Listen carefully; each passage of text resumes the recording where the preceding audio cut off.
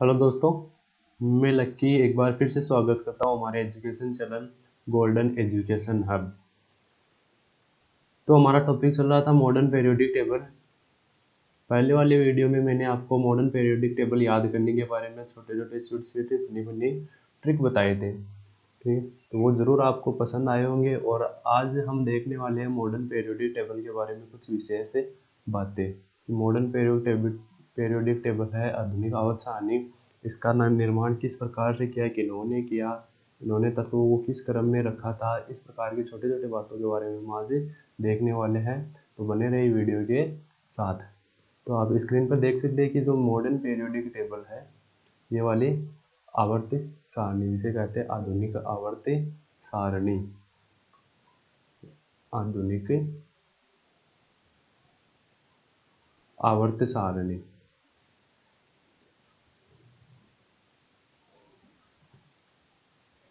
देखो, इस आधुनिक आवर्त सारणी का निर्माण हुआ पहले जो परमाणु के अपरमाणु कण है, परमाणु के अपरमाणु कणों की खोज के बाद। अपरमाणु कण कौन कौन से होते हैं? इलेक्ट्रॉन, प्रोटॉन और न्यूट्रॉन। इन अपरमाणु कणों की खोज के बाद में इस आवर्त सारणी का निर्माण किया गया। क्योंकि जब इन कणों की खोज हुई तो इनके बारे में कुछ ज्यादा पता नहीं था। तो एक वैज्ञानिक थे मेंडेलीव, वैज्ञानिक थे एक मेंडेलीव। तो इन अपरमाणु कणों की खोज तो हो गई, ठीक है, लेकिन इनके बारे में, इनके गुणों के बारे में कुछ ज्यादा पता नहीं था। जो मेंडेलीव था, ये वैज्ञानिक, इस मेंडेलीव ने आवर्त सारणी का जो क्रम रखा था, आवर्त सारणी का क्रम रखा था, वो रखा था परमाणु भार के आधार पर। मेंडेलीव ने आवर्त सारणी को परमाणु भार के आधार पर व्यवस्थित किया था। लेकिन जब इन तत्वों के सभी गुणों के बारे में पता चल गया, उसके बाद में एक वैज्ञानिक आए थे, हेनरी मोजले। वैज्ञानिक थे हेनरी मोजले, हेनरी मोजले।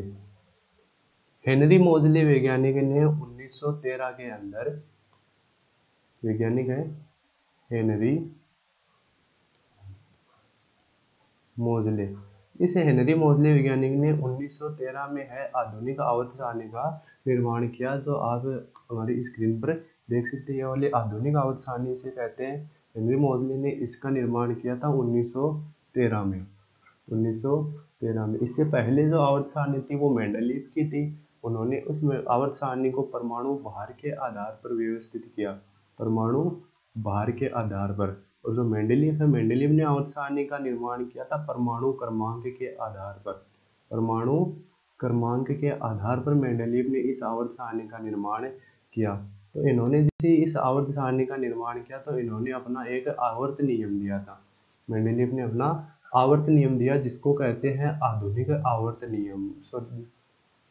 हेनरी मोजले ने अपना आवर्त नियम दिया, जिसको कहते हैं आधुनिक आवर्त नियम। और वो आधुनिक आवर्त नियम इस प्रकार से है कि आधुनिक आवर्त नियम कहते हैं इसको।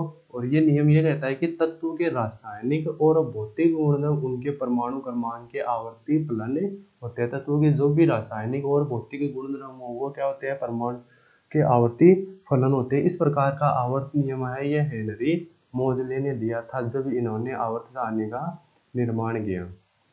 ठीक है, ये मतलब आवर्त नियम इस आधार पर था कि इन्होंने आवर्त सारणी का निर्माण परमाणु क्रमांक के आधार पर किया, परमाणु क्रमांक के आधार पर। और इन्होंने जो तत्व थे आधुनिक आवर्त सारणी में, उनको बढ़ते हुए परमाणु क्रमांक के आधार पर रखा, बढ़ते हुए परमाणु क्रमांक के आधार पर।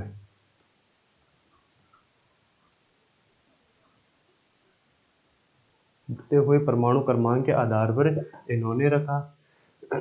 और इन्होंने ये भी बात बताई कि जो उदासीन परमाणु होता है, उदासीन परमाणु, उदासीन परमाणु में प्रोटॉनों की संख्या और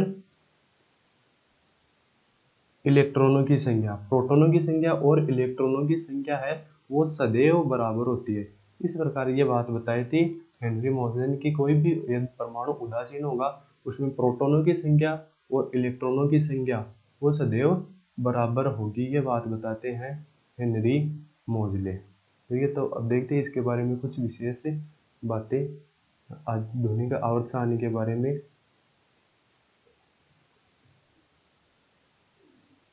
तो जो आधुनिक आवर्त सारणी है इसको हेनरी मोजले ने कुछ इस प्रकार से विभाजित किया कि ये तो हो गए ग्रुप नंबर, यानी जिनको बोल सकते हैं हम वर्ग। क्या बोल सकते हैं? वर्ग। 1 से लेकर के 18 तक, 1 से लेकर के 18 तक तो क्या है? वर्ग है 1 से 18 तक। और इस प्रकार से आप देख सकते हैं इधर 1 से लेकर के 7 तक, 1 से 7 तक क्या है इसमें? आवर्त। 1 से 7 क्या है? आवर्त है। इन्होंने इस प्रकार से इस आवर्त सारणी को रखा और इन्होंने रखा ये बढ़ते हुए परमाणु क्रमांक क्या था, मतलब पहला परमाणु क्रमांक हाइड्रोजन का और दूसरा परमाणु क्रमांक हीलियम का, फिर तीसरा लिथियम, चौथा बेरिलियम और पांचवा परमाणु क्रमांक बोरोन। इस प्रकार से इन्होंने बढ़ता हुआ परमाणु क्रमांक है इनका रखा और इनके गुणों में आवर्तिता, गुणों में आवर्तिता के आधार पर इन्होंने इनको अलग अलग वर्ग में, अलग अलग ब्लॉक में विभाजित किया था। तो देखते हैं इन्होंने किस प्रकार से इनके वर्गों को ब्लॉक में विभाजित किया। तो देखो, जो आप देख सकते हैं कि वर्ग 1 और 2 एक तरफ है, फिर ये वर्ग 1 और 2 है, यहाँ वर्ग 3 से लेकर के वर्ग 12 तक के तत्व है, यहाँ पर वर्ग 13 से 18 तक के तत्व, और नीचे दो लेंथेनॉइड और एक्टिनॉइड्स के रूप में आपको अलग ही देखने को मिल रहे हैं। तो इसमें देखो जो वर्ग 1 और 2 के तत्व है, इन वर्ग और 1 और 2 के तत्वों को इन्होंने कहा एस ब्लॉक तत्व है। इनको क्या कहते हैं? ये एस ब्लॉक के तत्व है। फिर जो वर्ग 13 से लेकर के 18 तक है, इनको कहते हैं ये पी ब्लॉक के तत्व है, पी ब्लॉक के तत्व। और जो वर्ग 3 से लेकर के 12 तक दिख रहे हैं आपको, इनको ये बोलते हैं D block elements, D block के तत्व है। और इनको इन्होंने नाम दिया संक्रमण तत्व है। क्या नाम देते हैं? ये संक्रमण तत्व है। और फिर आप नीचे देख रहे हैं कि लेंथेनॉइड्स और एक्टिनॉइड्स। तो लेंथेनॉइड्स और एक्टिनॉइड्स में जो वर्ग 6 के तत्व है, यहाँ लेंथेनम के बाद वाले आते हैं, और एक्टिनम में एक्टिनॉइड्स वर्ग आवर्ती, साथ में एक्टिनम के बाद वाले तत्व है यहाँ आते हैं। तो इनको इन्होंने रखा 4F ब्लॉक में, F ब्लॉक में इन्होंने इनको रखा। F ब्लॉक के तत्व इन दोनों श्रेणियों को कहते हैं। तो जो पहली श्रेणी है लेंथेनॉइड, इनको इन्होंने कहा 4F श्रेणी। क्या कहते हैं? 4F श्रेणी। और जो नीचे वाली श्रेणी है, इनको कह दिया इन्होंने 5F श्रेणी, 5F श्रेणी। इस प्रकार से इन्होंने तत्वों का वर्गीकरण किया था। ठीक है दोस्तों, जरूर आपको पसंद आ रहा होगा। हमारे चैनल को लाइक कीजिए, सब्सक्राइब कीजिए। तो इस प्रकार से तो इन्होंने वर्गों का विभाजन किया। फिर आवर्त का किस प्रकार से विभाजन करते हैं आप देखना, आवर्त के बारे में बताता हूँ मैं आपको। तो इन्होंने S block, P block, D block और एफ ब्लॉक में बांट दिया। जो एफ ब्लॉक के तत्व है उनको इन्होंने कहा था अंतः संक्रमण तत्व, और डी ब्लॉक वाले तत्वों को कहते हैं संक्रमण तत्व। फिर जो आवर्त में विभाजित करते हैं, ये पहला आवर्त, ये दूसरा आवर्त, ये तीसरा, नंबर 4 आवर्त, 5वां आवर्त, 6वां आवर्त और 7वां आवर्त। तो देखो, पहले आवर्त में दो ही तत्व आते हैं, एक तो हाइड्रोजन आता है और दूसरा हीलियम आता है। एक तो हाइड्रोजन और दूसरा हीलियम। तो पहले आवर्त में इन्होंने सिर्फ दो ही तत्व रखे, और इनकी जो बाह्यतम कक्षा है, उस बाह्यतम कक्षा को कहते हैं के कक्षा। क्योंकि जो के कक्षा होती है, इसमें सिर्फ दो ही इलेक्ट्रॉन उपस्थित होते हैं। के कक्षा में अधिकतम कितने इलेक्ट्रॉन भरे जा सकते हैं? 2 इलेक्ट्रॉन भरे जा सकते हैं। तो इन्होंने पहले आवर्त में सिर्फ दो तत्वों को रखा, तो इन्होंने इस आवर्त को नाम दिया अति लघु आवर्त। इसको क्या कहते हैं? अति लघु आवर्त। इस प्रथम आवर्त को यह नाम देते हैं। फिर दूसरे आवर्त में और तीसरे आवर्त में 8 तत्व इन्होंने रखे, तो ये, और फिर 6 तत्व ये दूसरे आवर्त में। फिर तीसरे आवर्त में 2 तत्व सोडियम और मैग्नीशियम, बाकी 6 13वें वर्ग से लेकर के 18वें वर्ग तक। तो इस प्रकार से इन्होंने दूसरे आवर्त और तीसरे आवर्त में 8 तत्व है वो रखे। 8 8 तत्व है, तो इन्होंने इनको नाम दिया लघु आवर्त। क्या नाम देते हैं? लघु आवर्त, ये नाम इन्होंने दिया। फिर आप देख सकते हैं कि वर्ग 4 सॉरी आवर्त 4 और 5, आवर्त 4 और 5 में पूरे 18 तत्व है। कितने तत्व है?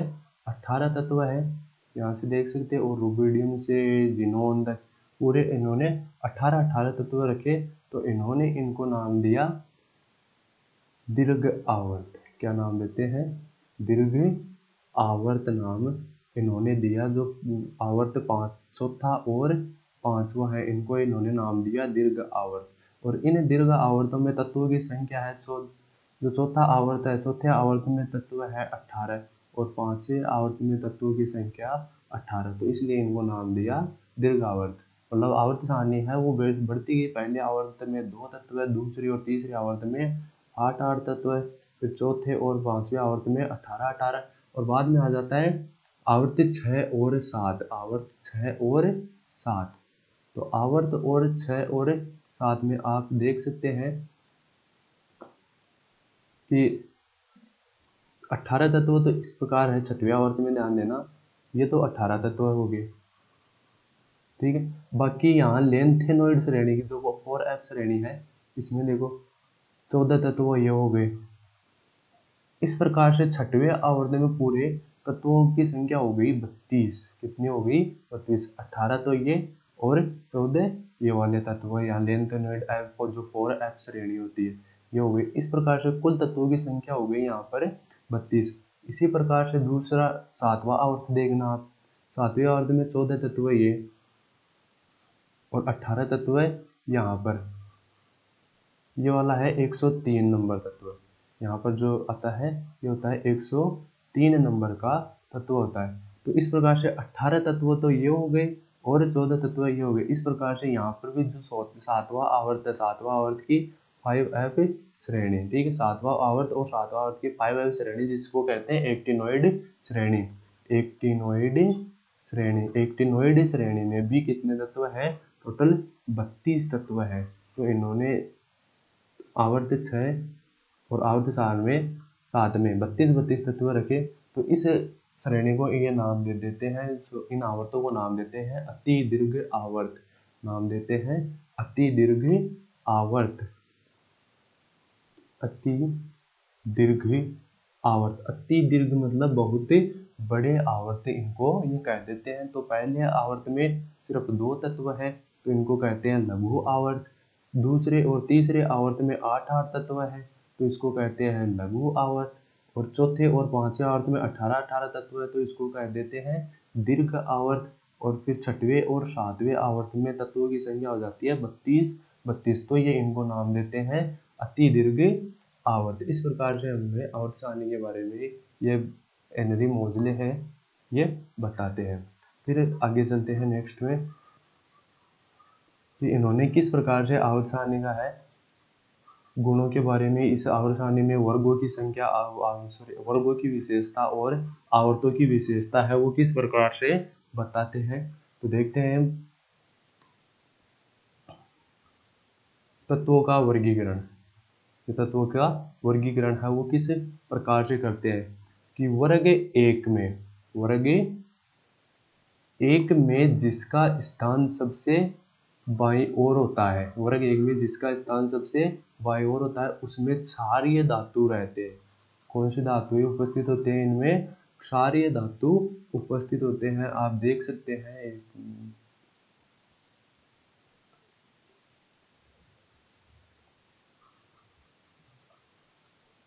तो देखो जो वर्ग 1 है, वर्ग 1 में जो तत्व देख रहे हैं आपको, hydrogen, lithium, sodium, potassium, rubidium, caesium और फ्रेंशियम वाले जो तत्व है आपको दिखाई दे रहे हैं, ये वर्ग 1 के तत्व है। और इन वर्ग 1 के तत्वों को ये क्या नाम दे देते हैं?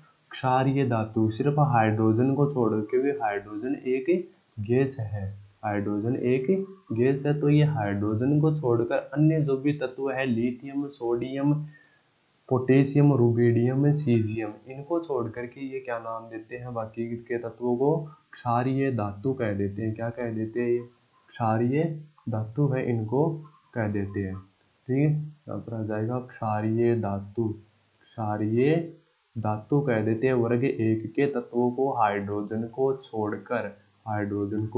छोड़कर जो भी तत्व बचते हैं, lithium, sodium, potassium, rubidium, caesium और फ्रेंशियम। ठीक है, और क्षारीय मृदा धातु जो वर्ग 2 में तत्व आ जाएंगे, वर्ग 2 में आने वाले तत्वों को ये क्या कह देंगे, क्षारीय मृदा धातु। 2 में कौन कौन से आएंगे,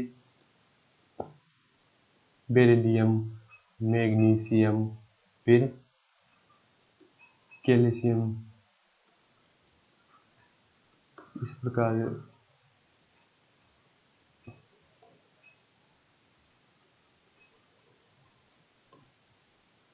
और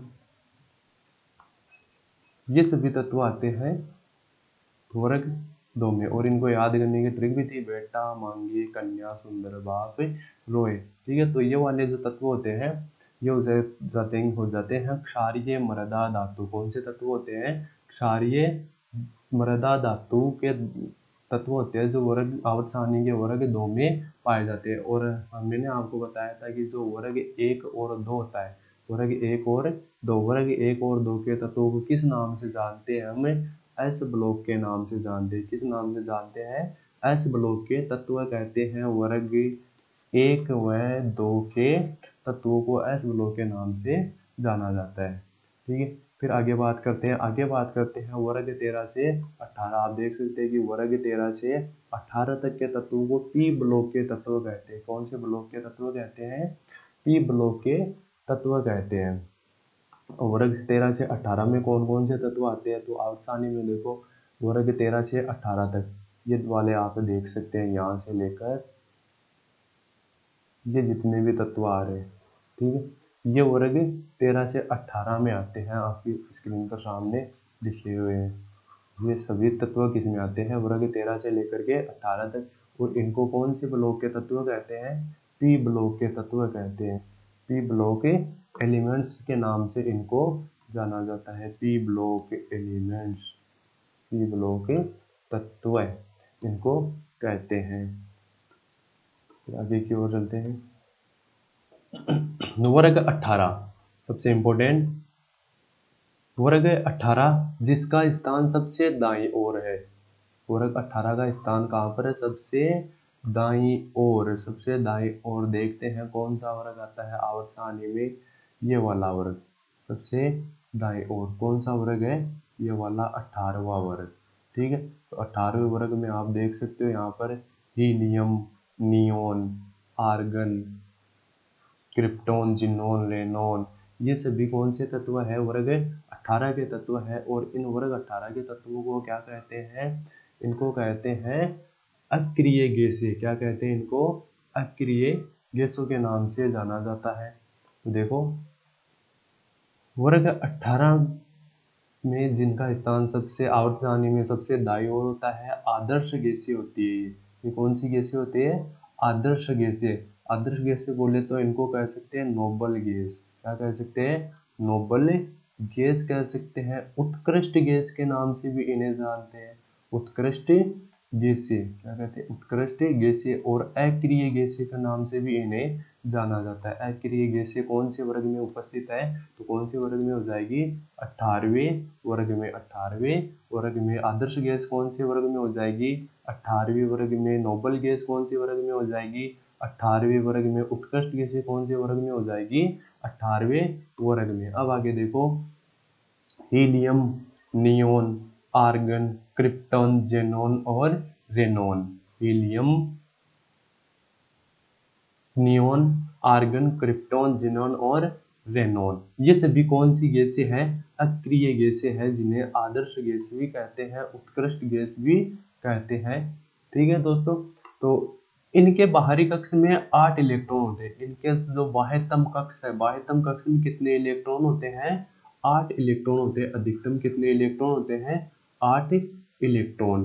और जो 8 इलेक्ट्रॉन होते हैं तो इनकी जो संयोजकता निकलती है वो शून्य निकलती है। कितनी आती है संयोजकता, शून्य। और संयोजकता जब शून्य आती है तो इनको कहते हैं शून्य वर्ग के तत्व। क्या कहते हैं, शून्य वर्ग के तत्व भी कहते हैं। 18वें वर्ग के तत्वों को शून्य वर्ग के तत्व भी कहते हैं, क्योंकि इनके बाह्यतम कोश में अधिकतम इलेक्ट्रॉन कितने होते हैं? 8 इलेक्ट्रॉन होते हैं। इलेक्ट्रॉनों की संख्या कितनी होती है? 8 होती है। और जब इलेक्ट्रॉनों की संख्या 8 हो गई तो ये किसी दूसरे तत्व के साथ संयोग नहीं कर पाएंगे, मतलब एक प्रकार से बंध नहीं बना सकते। और जब बंध नहीं बना सकते तो इनको कौन से वर्ग बोल देंगे हम? शून्य वर्ग के तत्व के नाम से हम इनको बोल सकते हैं। ठीक है।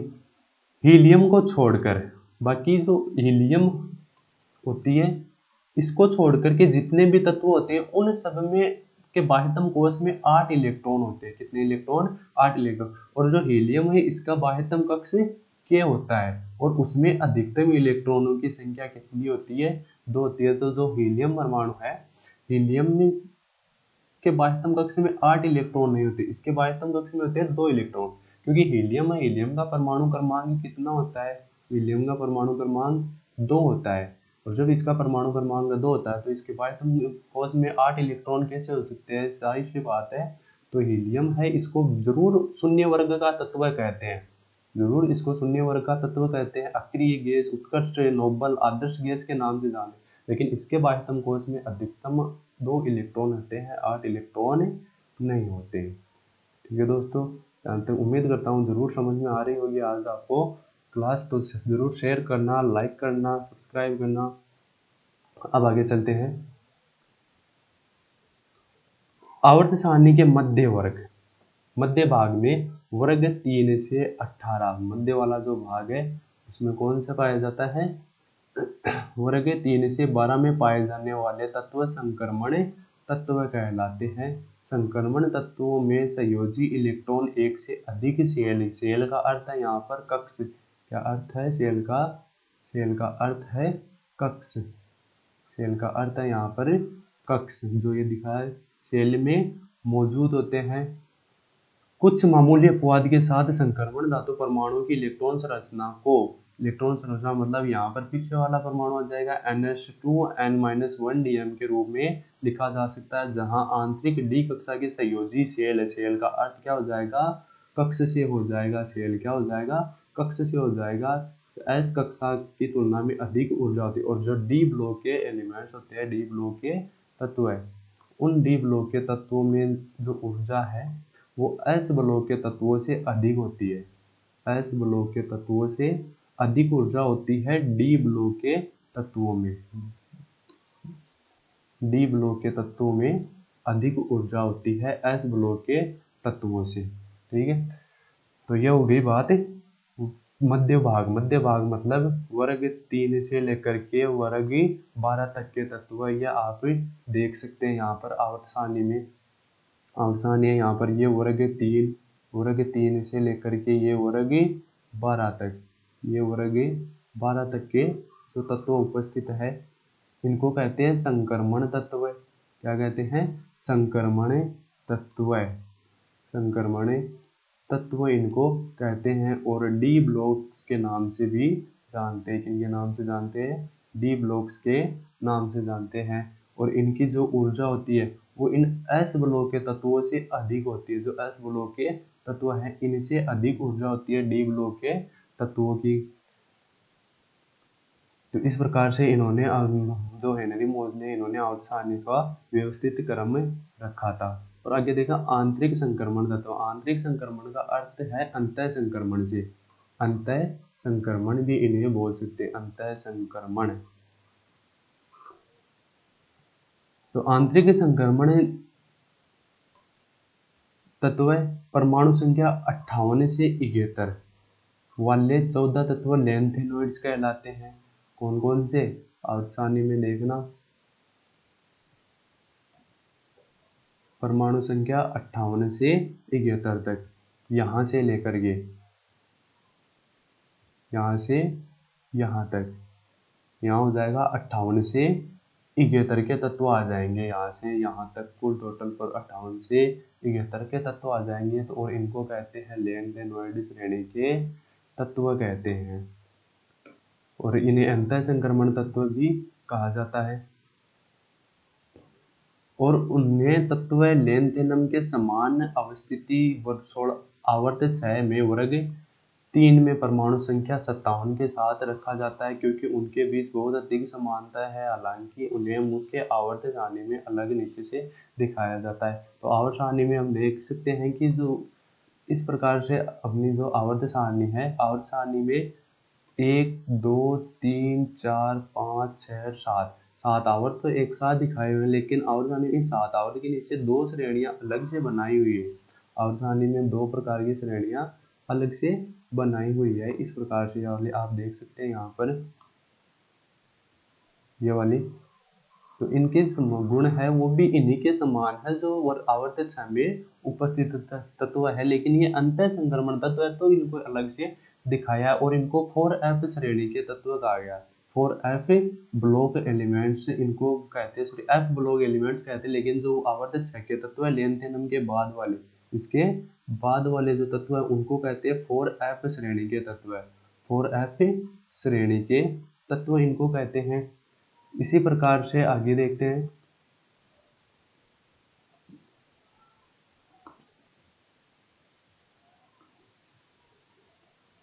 परमाणु संख्या 90 से 103, 90 से 103 वाले 14 तत्व एक्टिनोइड्स कहलाते हैं और उन्हें एक्टिनम के समान अवस्थिति आवर्त 7 परमाणु क्रमांक 89 के साथ उन्हीं के बीच दिखाया, उनकी समानता बहुत अधिक है, तो इनको लेंथेनोइड्स के साथ दिखाया जाता है। तो आवर्त सारणी में देख सकते हैं कि 90 से 103 ये वाला परमाणु तत्व है 90। कौन सा वाला भाई दोस्तों? इस प्रकार ये वाला तत्व हो जाएगा 90 का, ये वाला तत्व यह है 90। इसका परमाणु क्रमांक कितना हो जाएगा? 90 हो जाएगा। और 90 से लेकर के 103 तक के तत्व यहाँ पर है 103 और जो यहाँ पर है ये होगा 118 का। ठीक है दोस्तों, ये होगा 118 का रेनॉन के नीचे वाला तत्व है और ये है 103। तो इनको रखा गया है 5f श्रेणी में। कौन सी श्रेणी में? 5f श्रेणी में इनको रखा गया है और इनको कहते हैं एक्टिनोइड तत्व। क्या कहते हैं? एक्टिनोइड तत्व। ये थी आज की हमारी आवर्त सारणी के बारे में कुछ मुख्य बातें, और कल देखेंगे आवर्त सारणी के गुणों की आवर्तिता। आवर्त सारणी के गुणों की आवर्तिता के बारे में देखेंगे, जिसमें हम परमाणुओं की संयोजकता के बारे में पढ़ेंगे, उनकी परमाणविक त्रिज्या के बारे में पढ़ेंगे, आयनिक त्रिज्या के बारे में पढ़ेंगे, सहसंयोजक त्रिज्या, वांडर वाल त्रिज्या, इनके मध्य लगने वाले नाभिकीय आवेश के बारे में हम अध्ययन करेंगे। ठीक है दोस्तों, कैसी लगी क्लास हमारी आज की जरूर कमेंट करके बताना। Good bye. जरूर हमारे चैनल को लाइक करना, शेयर करना और सब्सक्राइब करना। धन्यवाद।